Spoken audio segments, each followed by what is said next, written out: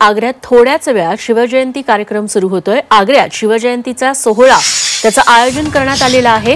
शिवजयंती सोहळ्याचा आरंभ राज्याचे मुख्यमंत्री देवेंद्र फडणवीस, उपमुख्यमंत्री एकनाथ शिंदे आणि उत्तर प्रदेशचे मुख्यमंत्री योगी आदित्यनाथ यांच्या हजेरीत होणार आहे। तर छावा चित्रपटात छत्रपती संभाजीराजेंची भूमिका साकारणारा विकी कौशल हा कलाकार सुद्धा या कार्यक्रमाला उपस्थित राहणार आहे।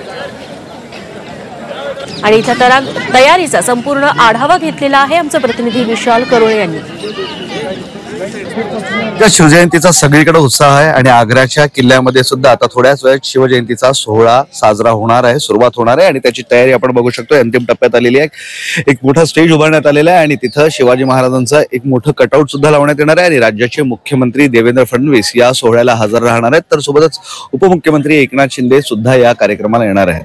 आग्र्याचा किल्ला आणि शिवाजी महाराज यांचा संबंध एक आगळं वेगळं ऐतिहासिक असं नातं आहे। औरंगजेबानं शिवाजी महाराजांना इथं जेरबंद करण्याचा प्रयत्न केला आणि त्यानंतर महाराज इथून श्रद्धेनं सुटले आणि त्याचमुळं त्या पराक्रमाची यशोगाथा म्हणून या किल्ल्याकडे पाहिलं जातं आणि त्यामुळेच या किल्ल्यावर शिवजन्माचा हा सोहळा साजरा करण्यात येतोय।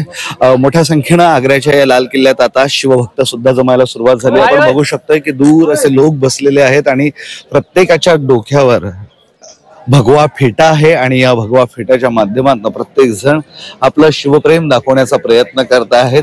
जवळपास 800 ते 1000 मान्यवरांना या सोहळ्याला उपस्थित राहण्याची अनुमती देण्यात आलेली आहे। खरं तर पुरातत्व विभागाच्या अखत्यारीत हा लाल किल्ला येतोय।